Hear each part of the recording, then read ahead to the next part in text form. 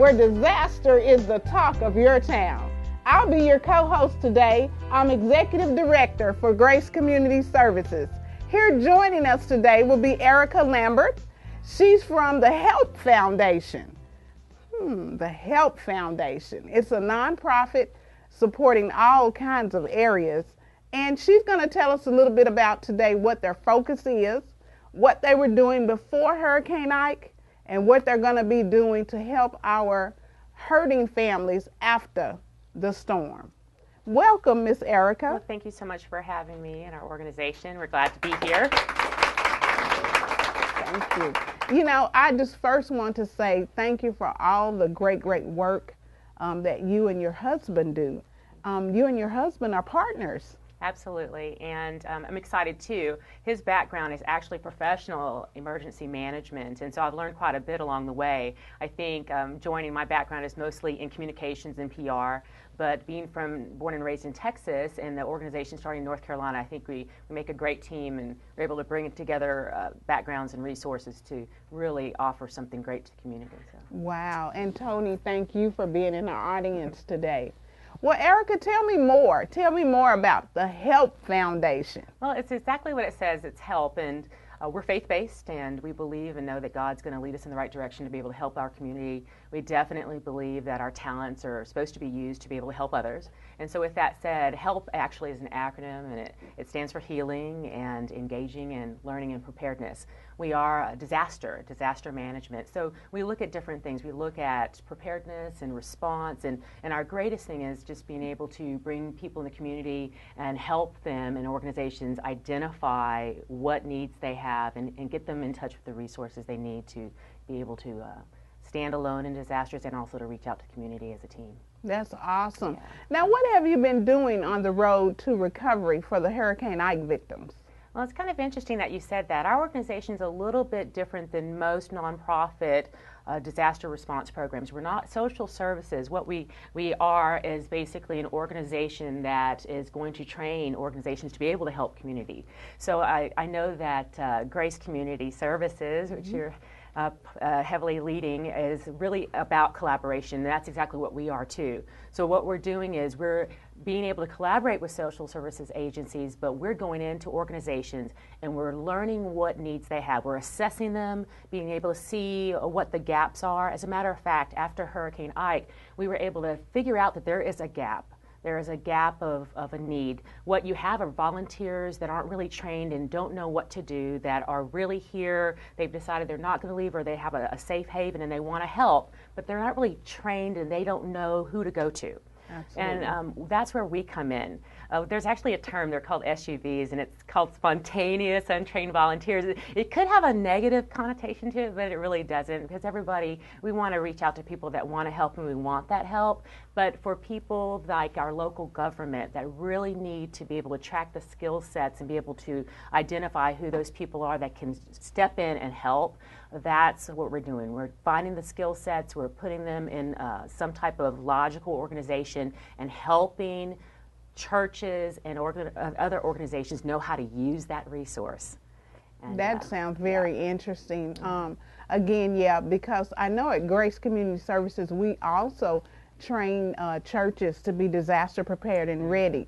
So I'm excited about how we're going to sit down and figure out how we're going to collaborate. Absolutely, looking forward to that. Well, let me ask you, you guys have been doing that type of work for how long?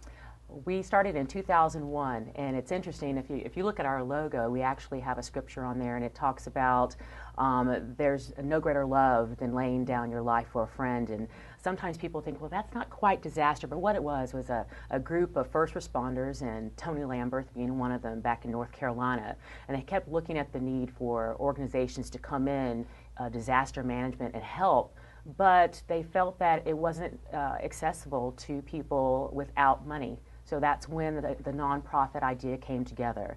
And so 2001, North Carolina, a group of first responders got together and established the Help Foundation. You know, I am just so grateful and appreciative to first-time responders. Mm-hmm. They put their lives on the line to save others. Right. All day long, they deserve a round of applause. Absolutely. All day long. Absolutely.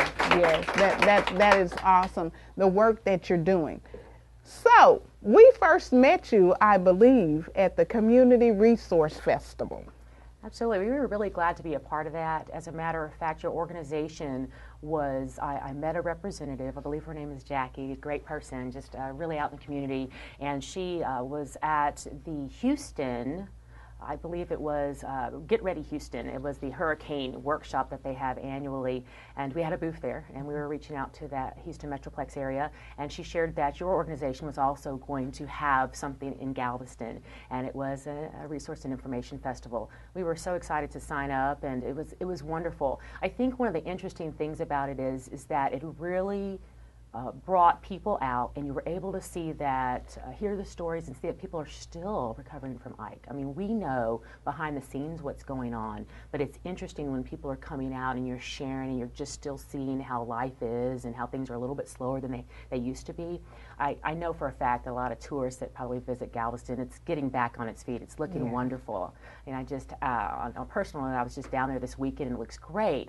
But when we were at your festival, we were still able to see that the people that actually live there are still going through a lot. Yeah. And they have a lot of hope, and that's exciting to see.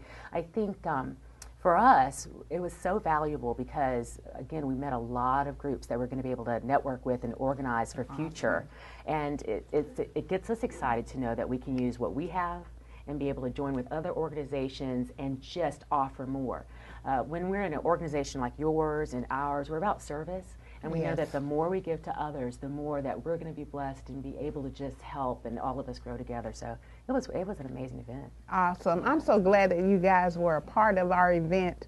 Tell us, how can we get in touch with you? You know, the purpose of the Ruse List is so that the case manager can network and find other professionals who are offering services that we can connect our families to.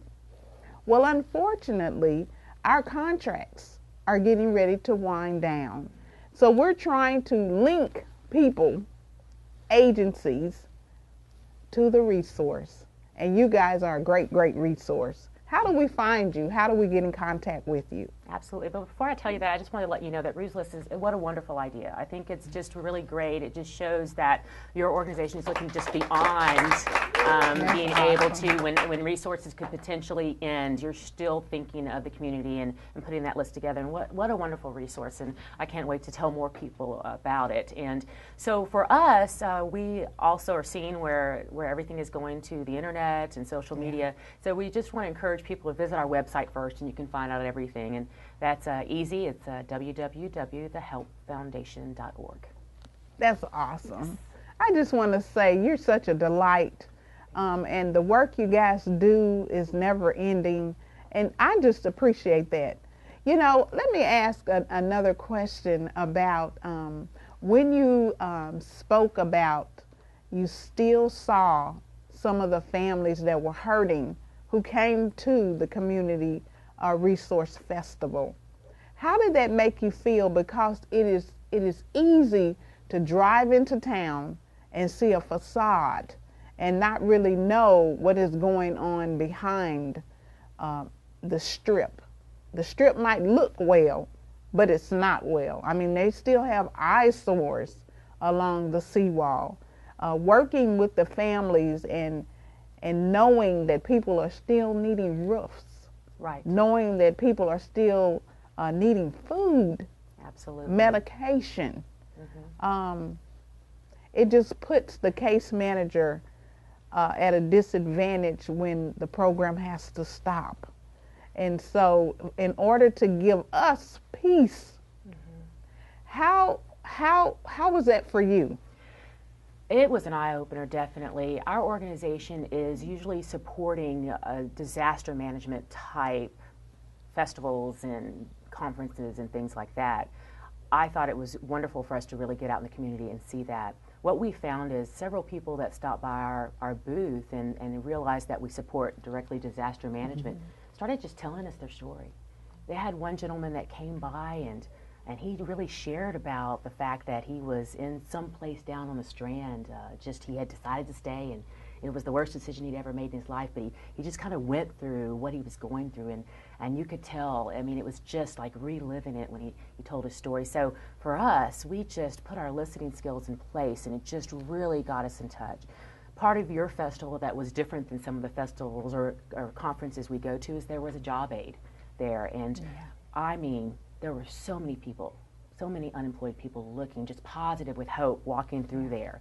We don't have any openings, but it was really wonderful for them to come. We could share with them opportunities where they maybe be able to get some training that we know if they were interested in this field. Yeah. And it was really good to just reach out and just know, see the other side of the need, and just know that we need to keep plugging along and Absolutely. working. I know with seeing the other side of the need, it helps you to continue and to know how important what you're doing, even if it is the management side. We all have to be organized in order to get the people the help that they need. You know, I appreciate you coming, and I thank you for bringing your husband. Well, that's going to do it for me. This has been a great experience talking with the Help Foundation. Keep in mind, for all of the case managers out there listening and looking and seeking for resources for your families, we understand that the time is winding down.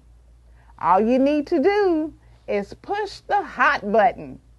Join us at rueslist.com. We'll see you next time. Thank you. You're awesome. You guys are